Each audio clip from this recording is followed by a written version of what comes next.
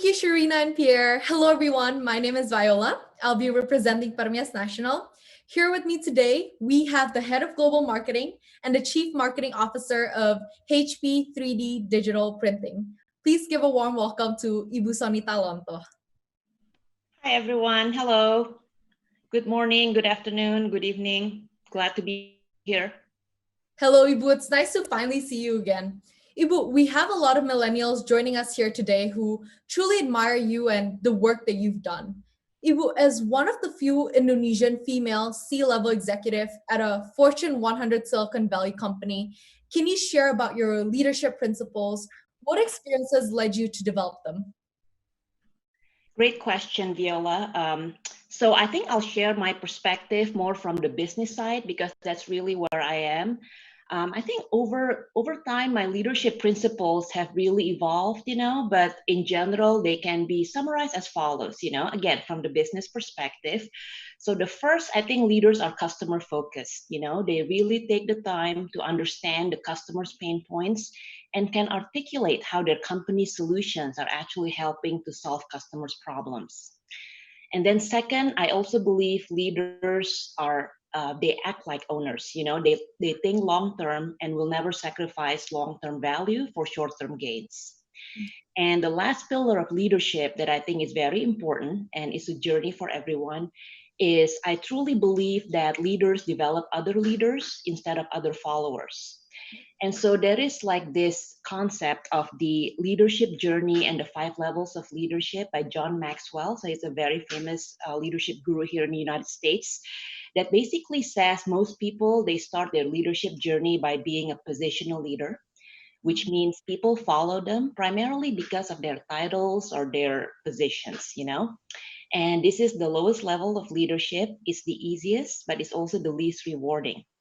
But of course, as you go through your journey, in order to be a true leader, I believe that you have to continue to develop trust, credibility, influence, and most importantly, be willing and intentional to develop others as leaders. So some of you may ask, why is that important? Well, I think it's important because, especially I've experienced it, when you have more leaders in an organization, more of the organization's goals can be accomplished. And also, as you develop more leaders, you will actually change more lives of all members of your team. And as you guys continue your journey and you continue to invest in both growing yourself and others as leaders, and these other people that you develop are leaders also develop yet other people as leaders, then according to John Maxwell, you'll reach the pinnacle of leadership. And for me personally, I don't think I'm at the pinnacle yet. However, as I go through my journey, actually this focus of developing my people as leaders become more and more important. Thank you, Ibu. That's amazing. Your leadership principle is definitely something we can learn from.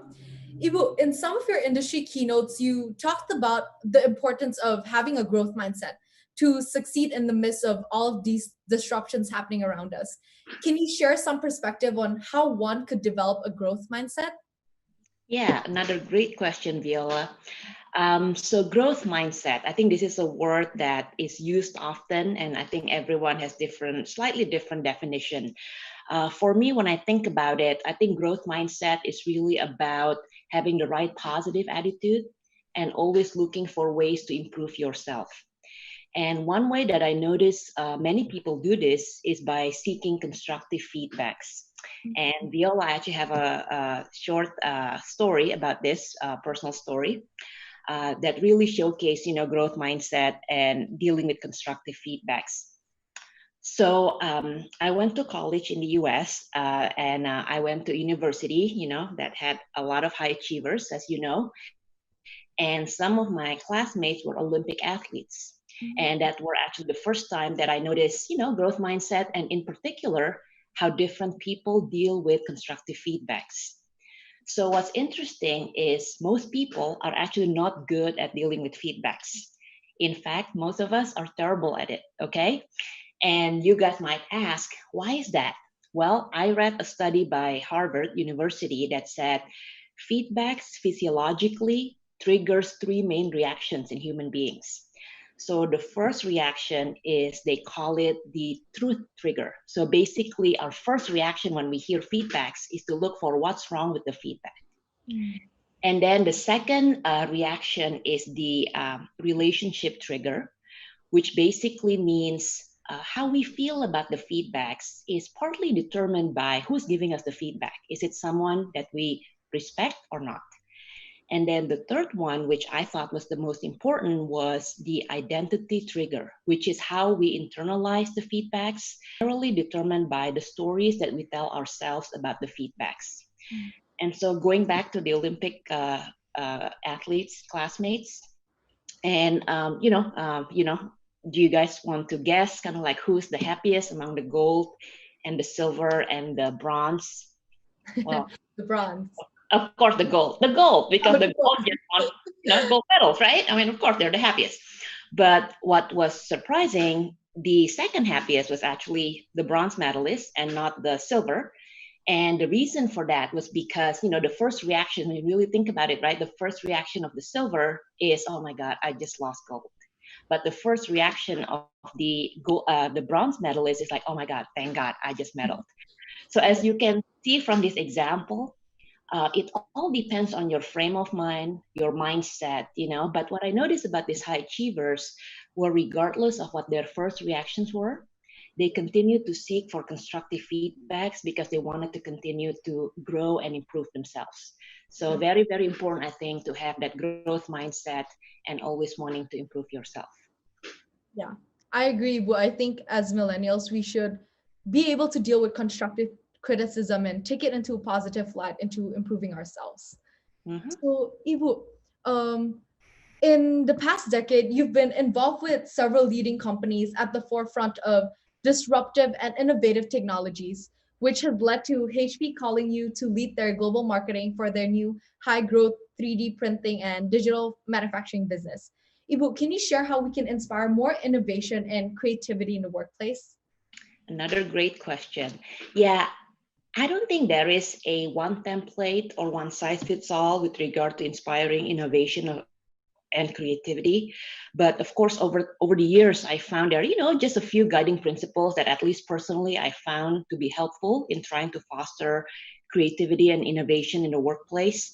The first one is to make it fun, So for example, here at HP on my own team, in our quarterly meetings, we usually have this one fun session where we divide all the different people into different teams, and then each of the teams think of one big idea, and then we all came back together and present the idea in a Shark Tank style.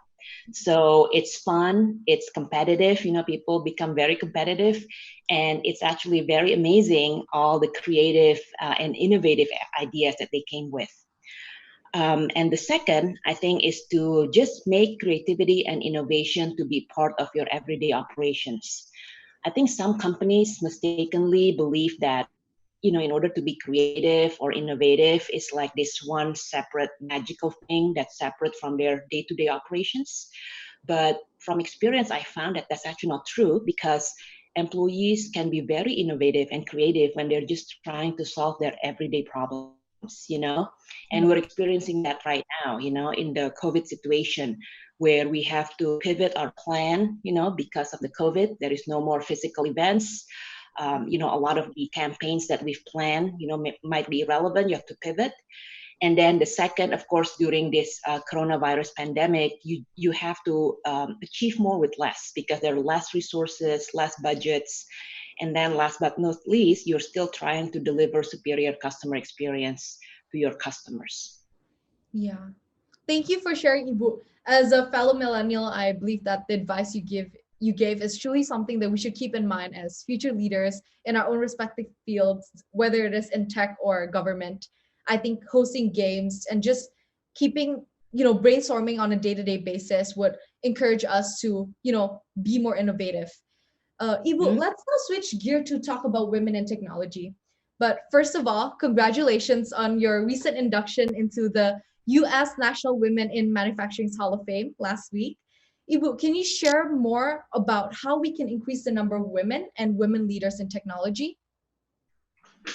Yeah, one good question, and it's very near and dear to my heart, of course. I think there are many ways you can increase more women and women leaders in technology, but I think first and foremost, it has to start with intellectual capital. And what I mean by that is, parents, teachers, society. I think we all need to encourage more girls to study math and science from a very young age. I think from a very young age, girls just need to know that, hey, to be good in math and science is actually cool, and it's not just for the boys. And there are some statistics, I read some interesting statistics actually the other day. According to the Society of Women's Engineers here in the United States, in grade or elementary schools, about 60% of boys said that, oh, math and science are their favorite subjects. However, only 50% of girls, so less than boys, said that math and science are their favorite subjects.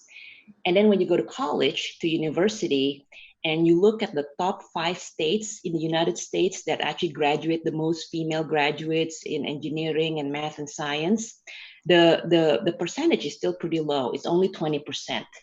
So as you can see from some of the statistics, I think encouraging more girls to study math and science is important because we need to solve the pipeline problem. Yeah. And then the other thing, Viola, that I think is important as well is to have a role model, like to have a good female role model that is good in math and science, and not only at the aspirational level, because when you think of role models, usually you think about the C-level, the scientists, that won the Nobel Prize and all those things.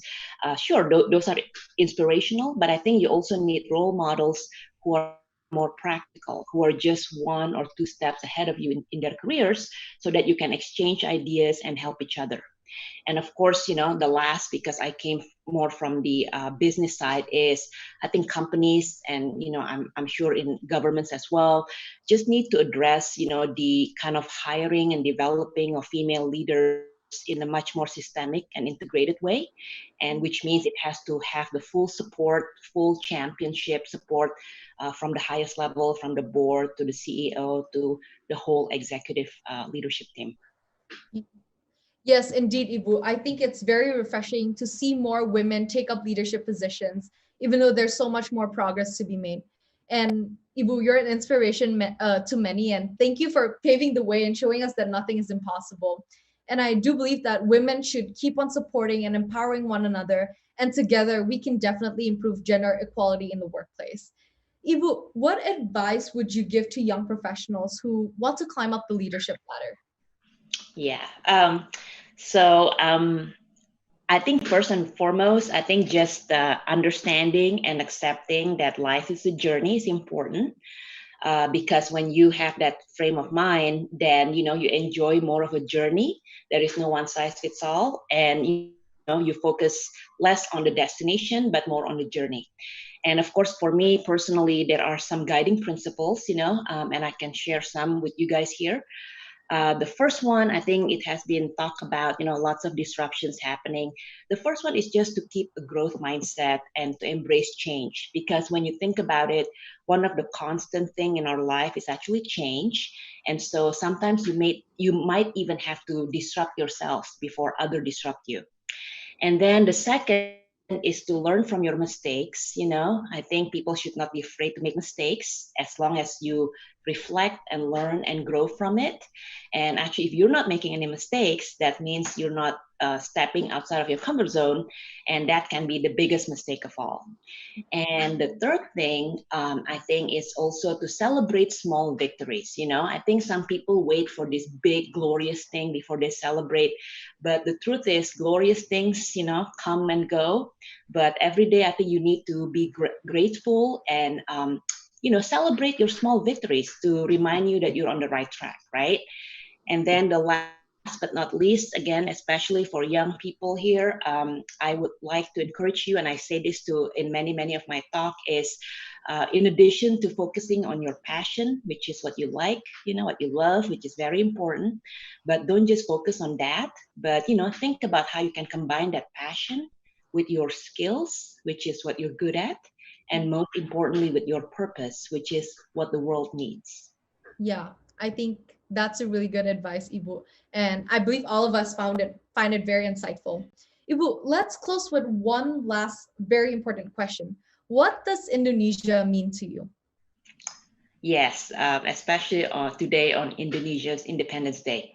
So I think looking back, my experiences, being someone who was born and raised in a country as big and diverse as Indonesia, I think has really enabled me to just look at the world from a much more global perspective, and I really experienced this because even here in the United States, right, I have had experiences being in schools on the West Coast, on the East Coast, on the Midwest, and actually for someone who came from a country like Indonesia, it really, I think, helped me to look at the world from a much more global perspective. And additionally, I think Indonesia has taught me a lot of very good values, such as humility, resiliency, and the importance of family. Because not I don't think every culture focus on the importance of family. And of course, even though I'm here in the United States right now, Indonesia would always be a part of the fabrics, of who I am. And so on this Independence Day, I want to close by wishing Indonesia a happy 75th birthday. 75th is actually a very young age for a country. And wishing all of you a fun and productive time at this Ignite Indonesia event.